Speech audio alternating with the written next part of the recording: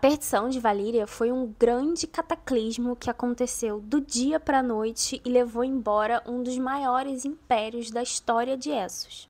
Antes da gente falar do fatídico dia da perdição, a gente precisa entender como que era essa península de Valíria. Antes da península se quebrar, existiam 14 vulcões que eram chamados de 14 chamas, e era dali que, supostamente, os dragões valirianos surgiram, que foi onde os valirianos começaram a mexer com magia e transformar essa ligação entre humanos e dragões. Também eram nas 14 chamas que era utilizado o trabalho forçado de escravos de outras regiões de Essos. Alguns anos antes da perdição, a Daenerys Targaryen teve um sonho premonitório onde ela viu a destruição de Valíria e ela conseguiu convencer a família a acreditar no sonho dela, e esse é o único motivo da casa Targaryen ter sobrevivido à perdição. Porém, mais ninguém levou a sério esse sonho da Daenerys, e a casa Targaryen até ficou meio que mal vista pelo restante das grandes famílias de Valíria. Eles já não eram assim tão importantes em Valíria, mas eles se mudaram para Pedra do Dragão. E aí, 12, 13 anos se passaram e as 14 chamas explodiram, quebrando a península de Valíria. Dizem que a explosão foi tão intensa que o pessoal no continente, a quilômetros de distância, conseguia ver o clarão das chamas e parecia que o sol estava nascendo. Devido à intensidade dessa explosão, até os dragões que estavam voando no céu foram afetados e morreram.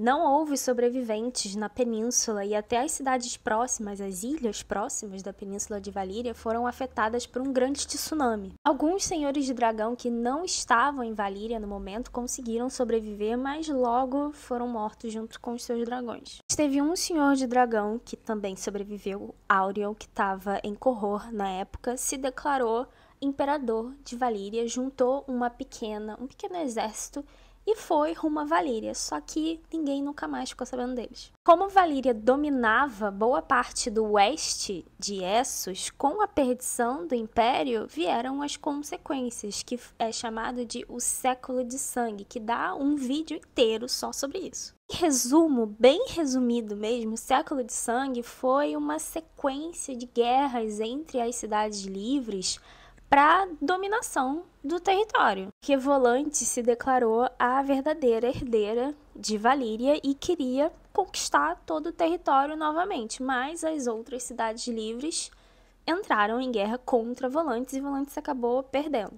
Mas, voltando a falar sobre Valíria, com a destruição da península, surgiu o Mar Fumegante, que é esse pedaço aqui de mar que fica entre as ilhas. Navegar por essa região é extremamente perigoso e é desaconselhável, porque dizem que toda essa região é amaldiçoada. Muitos marinheiros e capitães que se aventuraram pelo Mar Fumegante não voltaram e ninguém nunca soube mais sobre eles, como, por exemplo, o rei Tommen II da casa Lannister, que foi para Valíria e ficou perdido por lá junto com a espada ancestral da casa Lannister. Anos depois, o Jaerion Lannister foi a Valíria para tentar encontrar a espada e também desapareceu. Durante o reinado do Jaehaerys I, a princesa Aérea teria ido a Valíria junto com Balerion quando ela montou o dragão a primeira vez e ficou sumida por um ano.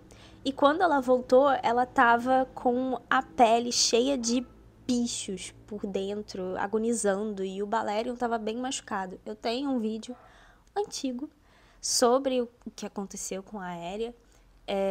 Se você tiver um pouco de paciência, dá uma rolada no meu feed que você vai encontrar. Mas por conta do que aconteceu com a Aérea e as circunstâncias como ela foi encontrada, o Jaehaerys proibiu que qualquer pessoa fosse a Valíria e que qualquer navio que tivesse chegado perto das águas da península ou do Mar Fumegante aportasse em Westeros. E aí vamos às teorias do porquê Valíria foi destruída.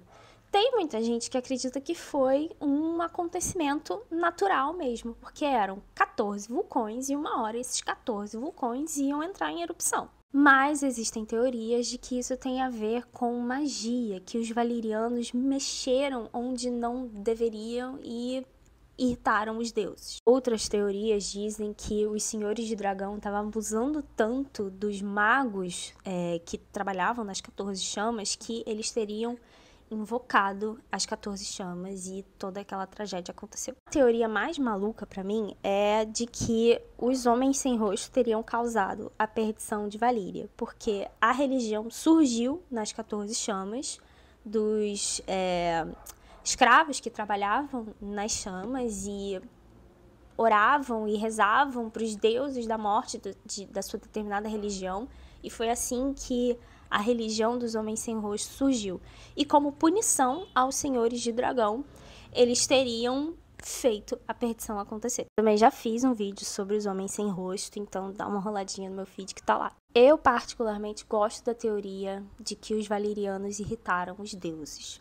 Tudo bem que pode ter sido um cataclismo natural, tudo indica que foi um cataclismo natural, tá? Porque, como eu falei, são 14 vulcões que uma hora vão entrar em erupção.